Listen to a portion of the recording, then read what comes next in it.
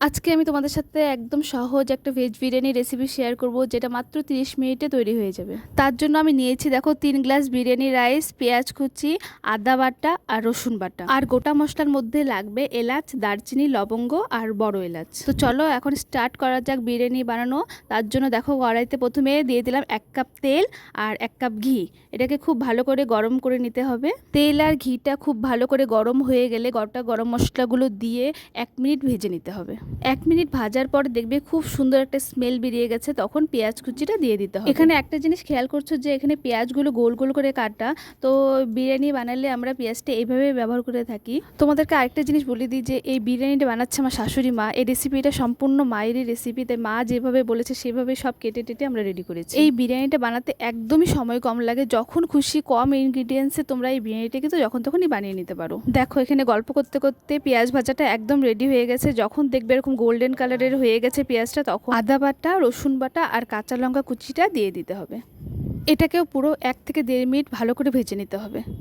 পেঁয়াজ, আদা, রসুনটা ভালো করে ভাজা হয়ে গেলে চালটা দিয়ে দিতে হবে। এবার বলি, চালটা আমি আগের থেকে ভালো করে ধুয়ে জল ঝরিয়ে একদম শুকনো করে রেখেছিলাম। এবার আসল কাজ, চালটাকে খুব ভালো করে কমসে কম 10 মিনিট ভালো করে ভেজে নিতে হবে। চলো চালটা ভাজা হোক, তোমাদের সাথে একটা আমি গল্প করি।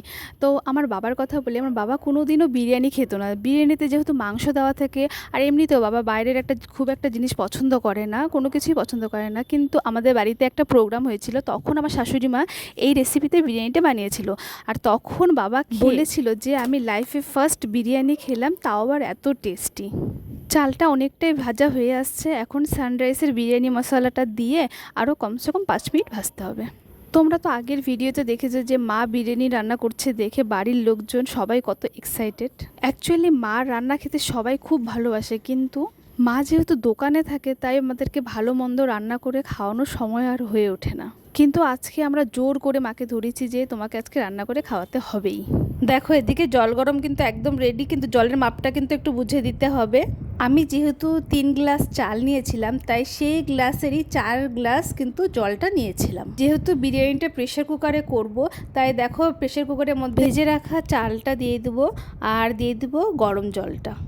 তোমরা চাইলে এটার মধ্যে আলু ব্যবহার করতে পারো। আমরা তো ভেবেছিলাম যে আলুটা দিয়েই বিরিয়ানি করব, কিন্তু লাস্ট পর্যন্ত ভুলে গিয়েছিলাম। এখন হলো আসল জিনিস, যেটা হলো লবণ। লবণটা একদম ঠিক পরিমাণ মতো দিতে হবে। লবণটা দিয়ে খুব ভালো করে মিশিয়ে নিতে হবে। আর শেষে দিতে হবে অল্প একটু গরম মশলার গুঁড়ো আর ঘি। বাস, এখন প্রেশারে ঢাকনা লাগিয়ে ওভেনে বসিয়ে দেব আর 2টো সিটি পড়া পর্যন্ত অপেক্ষা করতে হবে। বাস দেখো রেডি গরম গরম বিরিয়ানি। আর আমাদের তার সাথে ছিল চিকেন কষা আর মাটন কারি।